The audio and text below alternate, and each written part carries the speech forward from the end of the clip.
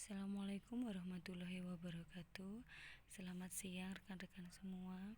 Alhamdulillah kita dipertemukan kembali pada mata kuliah Pancasila dalam pertemuan yang ketiga. Dalam hal ini saya ingin menjelaskan tentang sejarah lahirnya Pancasila, yaitu tahapan yang pertama adalah tahapan usulan pada sidang 1 dalam BPUPKI tanggal 29 Mei sampai 1 Juni 1945 dalam agenda sidang membahas dasar-dasar Indonesia Merdeka dengan pembicara Mr. Muhammad Yamin, Mr. Supomo, dan Insinyur Soekarno. Yang kedua, kemudian dalam sidang BPUPKI kita bisa simak di sini kurang lebih seperti ini potret yang kami dapatkan.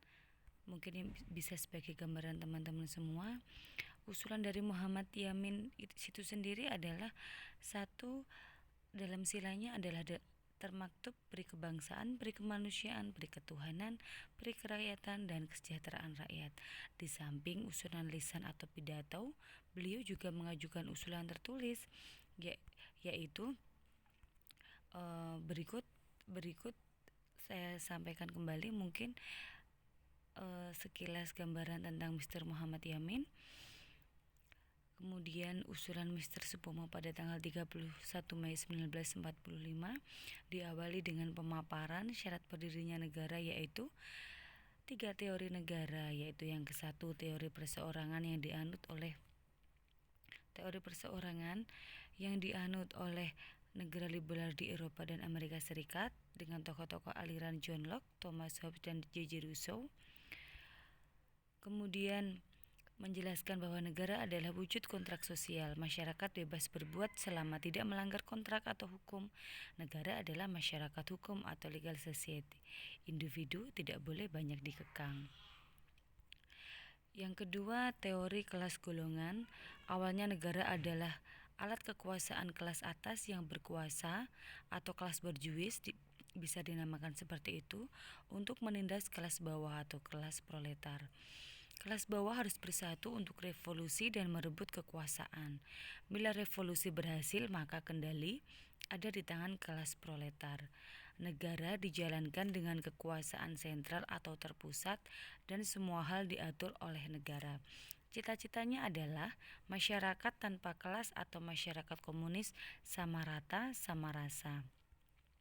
Yang ketiga adalah teori integralistik yang diusulkan oleh Supomo sebagai dasar negara karena menurutnya sesuai dengan struktur sosial masyarakat Indonesia. Teori ini mengutamakan persatuan antara pemimpin dengan rakyatnya. Negara satu untuk semua golongan, faham negara satu untuk semua orang, negara persatuan. Teori ini berasal dari Jerman dengan tokoh-tokoh Adam Müller, Spinoza, Hegel, dan lain-lain. Supomo juga mengusulkan agar negara tidak berdasarkan ajaran agama tertentu atau menolak negara agama karena kebinekaan masyarakat Indonesia. Kurang lebih gambaran Mr. Supomo. Kemudian 1 Juni 1945 dalam pidatonya Pak Soekarno menjelaskan tentang dasar negara atau filosofis kontraks, mengajukan 3 usulan dasar negara, Pancasila atau Trisila atau Ekasila. Pancasila, kebangsaan sebagai nasionalisme, kemanusiaan internasionalisme, musyawarah mufakat atau demokrasi, kesejahteraan rakyat, dan ketuhanan yang berkebudayaan. Kemudian Trisila itu adalah sosionasionalisme, sosiodemokrasi, dan ketuhanan. Sedangkan Ekasilanya gotong royong, ide asli orang Indonesia ya, karena memang orang Indonesia itu sudah syarat akan gotong royong, kerukunan antar tetangga, antar warga itu sudah sejak zaman dahulu kala itu sudah merupakan sifat asli orang Indonesia. Setelah pidato Soekarno, sidang 1 dihentikan dan dibentuk panitia kecil yang berjumlah 8 orang. Tugasnya adalah menggolongkan usul tertulis yang masuk. Kemudian Insinyur Soekarno, gambarannya seperti ini, mungkin teman-teman sudah familiar ya mungkin dengan wajah beliau sebagai pahlawan. Setelah panitia kecil bekerja, diperoleh usulan yang banyak, usul terbanyak agar Indonesia merdeka selekas-lekasnya. ada perbedaan pendapat. Wajar ya, ada perbedaan pendapat dalam setiap setiap setiap musyawarah, setiap usulan atau setiap rapat itu selalu ada perbedaan pendapat. Di sini ada perbedaan pendapat mengenai hubungan agama dan negara. Golongan agama atau Islam mengusulkan agar negara berdasarkan syariat Islam karena kita mayoritas agama Islam. Sedangkan golongan nasionalis mengusulkan tentang negara persatuan. Karena ada perbedaan pendapat yang harus diselesaikan, maka dibentuk panitia kecil yang mewakili kedua golongan. Panitia ini dikenal dengan nama Panitia 9. Pada tanggal 22 Juni 1945, Panitia 9 ini berhasil mencapai kesepakatan dalam rancangan preambul hukum dasar atau Piagam Jakarta. Piagam Jakarta adalah cikal bakal dari pembukaan UUD 45. Hanya ada perbedaan pada rumusan Pancasila Sila 1, ketuhanan dengan kewajiban menjalankan syariat Islam bagi pemeluk-pemeluknya. Demikian ini yang mungkin Piagam Jakarta yang bisa disimak teman-teman, isinya bisa dicermati di situ. Tertanggal 22 Juni 1945 oleh Panitia 9. Kemudian sidang 2 BPUPKI pada 10 Juli 1945. Pada sidang 2 disampaikan hasil musyawarah antar golongan Islam dan golongan nasionalis tentang rancangan Mukadimah Hukum Dasar. Di dalamnya memuat 5 sila Pancasila versi Piagam Jakarta. Seluruh anggota sidang dapat menerima kesepakatan tersebut sehingga masalah dasar negara dianggap telah selesai. Sidang kedua BPUPKI membicarakan masalah lain yaitu wilayah negara, bentuk negara, dan persiapan panitia perancang Undang-Undang Dasar, panitia keuangan dan ekonomi, dan panitia pembela tanah air. Pembentukan PPKI sekarang. PPKI itu dibentuk 9 Agustus 1945 oleh Jepang di Vietnam dengan Ketua Insinyur Soekarno, dengan Wakil Ketua Dr. Andes Muhammad Hatta dan anggotanya Dr. Rajiman. Tugasnya adalah mempersiapkan kemerdekaan Indonesia selekas-lekasnya, secepat-cepatnya tergantung orang Indonesia sendiri. Dan kemudian setelah pulang ke tanah air, Insinyur Soekarno menambah anggota PPKI menjadi 26 orang sebagai perwakilan dalam Komite Pembentuk Negara. Jadi PPKI sama dengan Komite Pembentuk Negara. Belum sempat bersidang, Proklamasi Kemerdekaan 17 Agustus 1945 dan sidang PPKI mulai 18 Agustus 1945. Ini potret Dwi Tunggal kita, Soekarno-Hatta, Bapak Proklamator.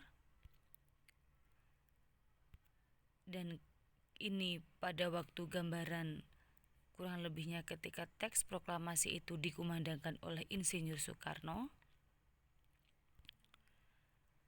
Ini adalah upacara proklamasi kemerdekaan kita dahulu kala waktu Indonesia merdeka.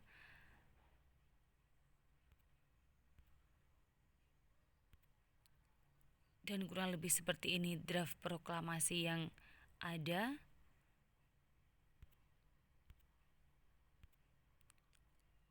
Kemudian menjadi teks proklamasi seperti ini. Yang saya rasa untuk teks proklamasi teman-teman semuanya mungkin sudah hafal di luar kepala ya, karena sudah sering kita kumandangkan dan kita sebagai warga negara Indonesia harus tentunya sudah mempelajarinya sejak kita masih berada di dalam bangku pendidikan pertama.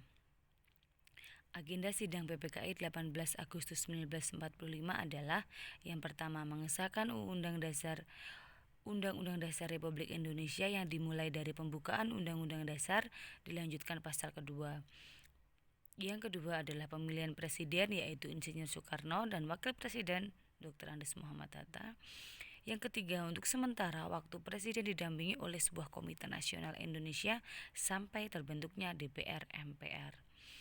Dalam agenda sidang PPKI 19 Agustus 1945, menetapkan wilayah Indonesia menjadi 8 provinsi dan menunjuk gubernurnya. Kedua, menetapkan 12 departemen beserta menteri-menterinya, mengusulkan dibentuknya tentara kebangsaan dan pembentukan komite nasional di setiap provinsi. dalam agenda sidang PPKI 22 Agustus 1945, dibentuknya Komite Nasional, dibentuknya Partai Nasional Indonesia, dibentuknya Tentara Kebangsaan. Siapa ini? Bisa ditebak? Dia adalah Mr. Kasman Singodimedjo, Ketua KNIP. Kemudian pembentukan provinsi pertama kali ada 8 provinsi: Jawa Barat, Jawa Tengah, Jawa Timur, Sumatera, Borneo, Sulawesi, Maluku, dan Sunda Kecil, berikut dengan gubernurnya. Indonesia merdeka. Dengan bersatu kita akan merdeka. Alangkah bahagianya ketika kita sudah merdeka, kita sekarang menikmati hasil perjuangan dari para pahlawan. Mari kita kumandangkan semangat merdeka dengan partisipasi kita dan peran kita sebagai mahasiswa, sebagai warga negara. Kemudian tugasnya adalah, ini adalah tugas individu ya teman-teman semua, membuat video presentasi penjelasan sejarah lahirnya Pancasila dan bagaimana sikap Anda sebagai mahasiswa untuk berperan dalam perjuangan bangsa. Sikap real aja dan wacana Anda. Anda sebagai mahasiswa tugasnya apa? Perannya apa dalam perjuangan bangsa ini? Setelah kita tadi sudah mengetahui sejarah bagaimana terbentuknya lahirnya Pancasila, perjuangannya pahlawan seperti apa, maka kita sebagai mahasiswa, peran kita dalam perjuangan bangsa ini dalam era seperti ini itu apa? Yang realistis aja ya teman-teman, yang sudah teman-teman lakukan dan wacana Anda. Jika teman-teman merasa belum melakukan, maka wacana Anda seperti apa? Durasi videonya maksimal hanya 3 menit saja dengan menggunakan alma mater. Video pengiriman maksimal di hari Senin ya, minggu depan, sebelum pertemuan keempat.